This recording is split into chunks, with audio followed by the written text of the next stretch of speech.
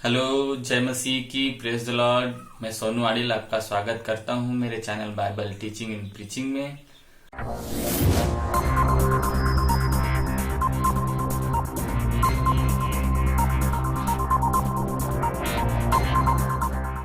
और उम्मीद करता हूं कि आप सब अच्छे से होंगे।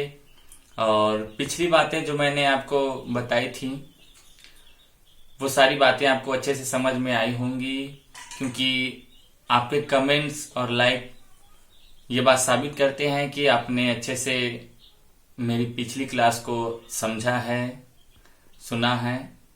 तो आइए हम दूसरे कारण के बारे में आज की क्लास में चर्चा करेंगे कि परमेश्वर ने स्वर्गदूतों के रहते हुए भी मिट्टी से मनुष्य को क्यों बनाया। ये सवाल था और इसका पहला कारण हमने पिछली क्लास में देख लिया है। दूसरा कारण हम आज की क्लास में देखेंगे। दूसरा कारण ये था कि मनुष्य का जो प्रेम है उसका प्रगटीकरण हो। तो मनुष्य के प्रेम का प्रगटीकरण कैसे होगा और कैसे हुआ, ये आज हम देखेंगे, समझेंगे, सीखेंगे। परमेश्वर ने पवित्र शास्त्र बाइबल में लोगों को एक आज्ञा दी है और उस आज्ञा के बारे में लिखा है कि वो सबसे मुख्य और बड़ी आज्ञा है। बाइबल में जहां ये आज्ञा लिखी है वहां हेडिंग में लिखा है महान आज्ञा। और प्रभु यीशु ने भी इस बात को कहा है कि बड़ी और मुख्य आज्ञा तो यही है, और यही आज्ञा सारी व्यवस्था और भविष्यवक्ताओं का आधार है। ये आज्ञा आपको मत्ती रचित सुसमाचार 22 अध्याय के 38 से 40 पद के बीच में मिल जाएगी।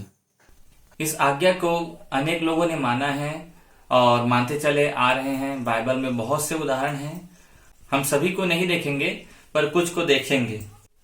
प्रभु यीशु जब आखिरी बार भोज करते हैं अपने चेलों के साथ, तो प्रभु के सारे चेले वहां पे थे और प्रभु उनको बताते हैं कि मैं मरने वाला हूं, मेरी मृत्यु होने वाली है, मुझे दुख सहना पड़ेगा।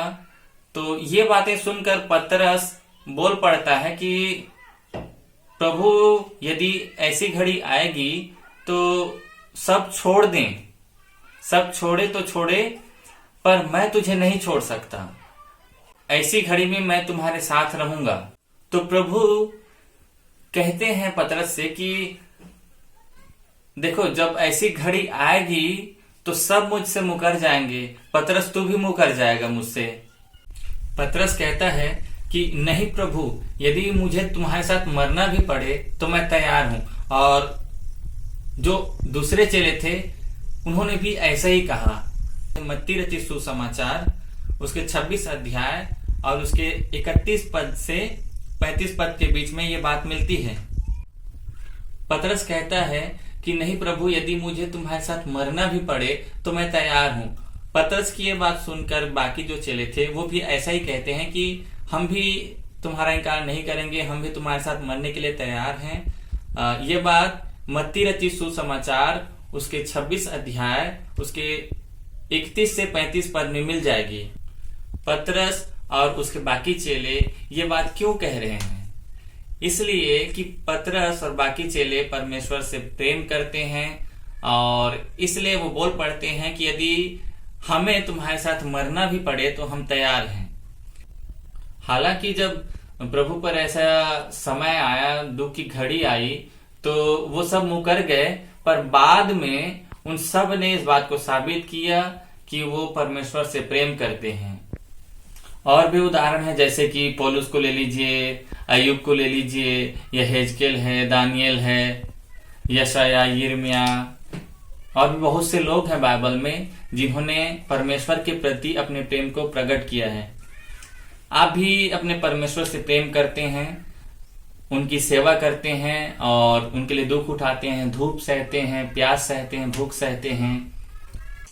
कभी किसी बीमार का हाल पूछने के लिए आप पैदल चले जाते हैं, कभी किसी जरूरतमंद को आप अपना खून डोनेट कर देते हैं, कभी किसी को आप अपना पैसा दे देते हैं, कभी किसी के लिए कुछ दुख सह लेते हैं।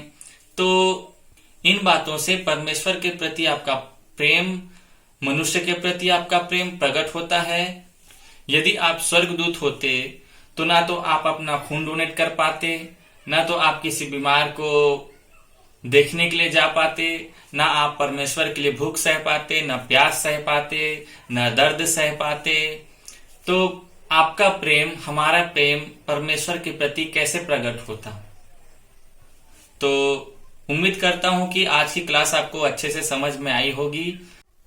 तो स्वर्गदूतों के रहते हुए भी मिट्टी से मनुष्य को बनाने का जो कारण है, दूसरा कारण वो यही है कि हमारे प्रेम का प्रगटीकरण हो सके।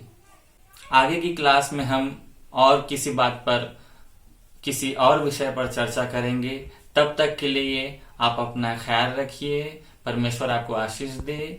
जय मसीह की। धन्यवाद।